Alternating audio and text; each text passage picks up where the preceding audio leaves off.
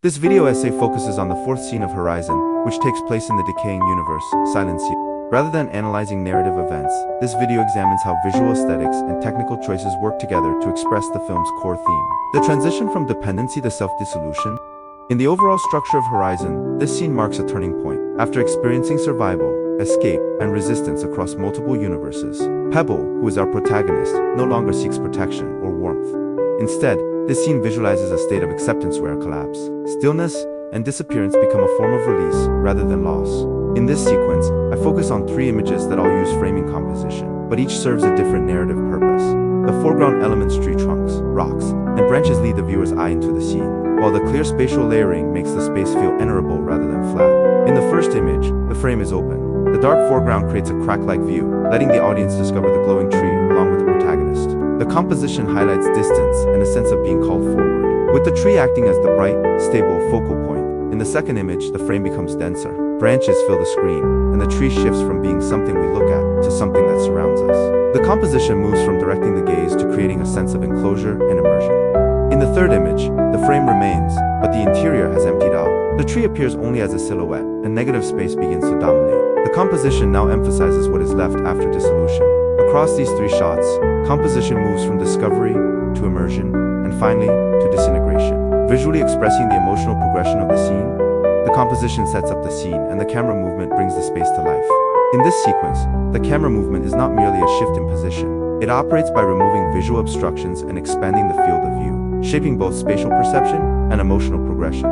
The most representative shot is the reveal that pulls back from complete darkness. The camera transitions from black into the confined foreground of the cave, and as it continues to retreat, the surrounding rock gradually opens up, allowing the distant luminous tree to emerge.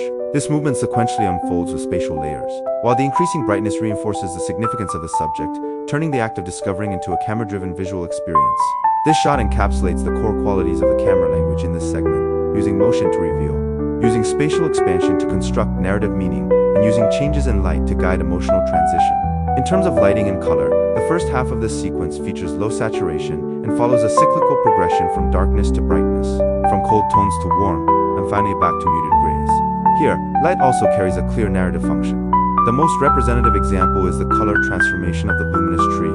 As the camera pulls back through the branch-formed framing, the intense golden light alternates with the dimmed, withered hues, marking not only the turning point of this scene, but of the entire film. It signifies the moment of self-dissolution and release. Combined with the outward camera movement and the brief signal loss effect, the shot conveys a sense of withdrawal and emerging clarity. The fading of color symbolizes the departure of vitality and reinforces the narrative sense of finality. The editing rhythm in this sequence shifts in response to the emotional progression of the narrative, moving from a relatively fast pace to a more gradual one. At the same time, we enhance continuity by using transitions that strengthen the connection between key shots. For example, during the moment when the tree's color changes, we use the signal loss style quick cut. On one hand, it accelerates the pacing. On the other, it provides a visual bridge between two contrasting states, making the shift between bright and withered more impactful. In addition, we frequently incorporate cloud and mist transitions throughout the film. This approach not only maintains visual continuity, but also aligns with the atmospheric qualities of the overall universe. In this sequence, most of the environment was constructed in Unreal Engine, including the lighting setup, camera placement, and camera movements. We animated the objects with keyframes to complete the shot design and overall cinematic layout. A major technical focus in this scene is the particle-based dissolution effect. We rendered multiple layers of alpha passes in Unreal Engine, and then used Cryptomatte and dust transition in After Effects to control the tree's gradual breakdown, allowing it to disintegrate from form into particles in a layered and readable way. The meteor impact sequence was created in Houdini, involving complex setups such as uneven fragmentation, combustion, and smoke simulations to achieve a more dynamic and realistic result. Additionally, the long opening shot of the film was produced in Blender, where we built the environment and animated the camera. We also created custom textures for the models in Substance Painter to ensure higher visual detail in the wide shots.